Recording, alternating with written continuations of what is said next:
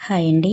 మనం దర్శనానికని ఏదైనా గుడికి వెళ్ళినప్పుడు నిజానికి ఇంకా స్వామివారి దర్శనం కంటే కూడా ముందు ఆ గుడి నుంచి వచ్చే ఒక విధమైన సుగంధ పరిమళం మన నాసికా పుటాల్ని తాకగానే మన మనసంతా ప్రశాంతంగా ఒక విధమైన ఆధ్యాత్మికతతో నిండిపోతుంది కదండీ! అలాగే మనం అభిషేకం చేయించుకున్నప్పుడు కూడా సుగంధ ద్రవ్యాలు కలిపిన నీటిని స్వామివారికి అభిషేకించిన తర్వాత ఒట్టివేళతో మనపై చల్లుతారు కదండీ!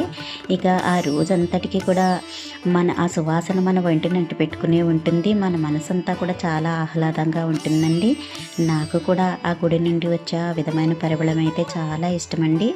అయితే నేను యూట్యూబ్‌లో ఒక రీల్ అయితే చూసానండి. ఒక సిస్టర్ ఏం చెప్పారు అంటే, ఈ గుడి నుంచి వచ్చే సుగంధ పరిమళం రోజు కూడా మా ఇంటిలోనే ఉంటుంది. మా ఇంటికి వచ్చిన వాళ్ళందరూ కూడా చాలా ఆహ్లాదంగా ఉందమ్మా అని సంతోషపడతారు. అందుకోసం నేనేం చేస్తానంటే, ఒక గిన్నెలోనికి కొంచెం వేడి నీరు తీసుకొని, ఆ వేడి నీటిలోనికి సుగంధ కలిగిన పువ్వులు అంటే సన్నజాజులు కానీ, విరజాజులు కానీ, సంపెంగ పువ్వులు కానీ, ఇలా ఏవైనా కొన్ని పువ్వులను వేసి ఒక అరగంట ఉంచుతాను. ఆ తరువాత ఆ నీటిని ఒక గ్లాసులోనికి వడపోసుకొని కొంచెం పచ్చకర్పూరము, కొంచెం జవ్వాది పౌడరు వేసి బాగా కలిపి ఇంట్లో ఏదైనా ఖాళీ స్ప్రే బాటిల్ ఉంటే వేసుకుంటాను. ఇల్లంతా స్ప్రే చేసుకుంటూ ఉంటాను.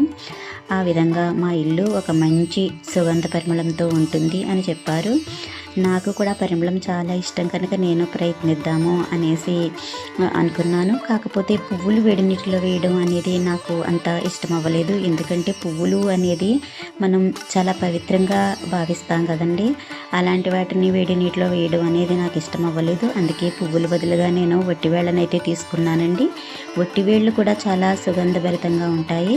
అందువలన గోరువెచ్చని నీటిలో వట్టివేళ్ళను ఒక అరగంట ఉంచేయండి. ఆ తర్వాత సిస్టర్ చెప్పినట్టుగానే చిటికెడు పచ్చకర్పూరము, చిటికెడు జవ్వాది పౌడరు వేసి ఖాళీ స్ప్రే బాటిల్లో వేసుకునండి. ఇంట్లో కట్టెలన్నిటికీ చక్కగా స్ప్రే చేసేసాను.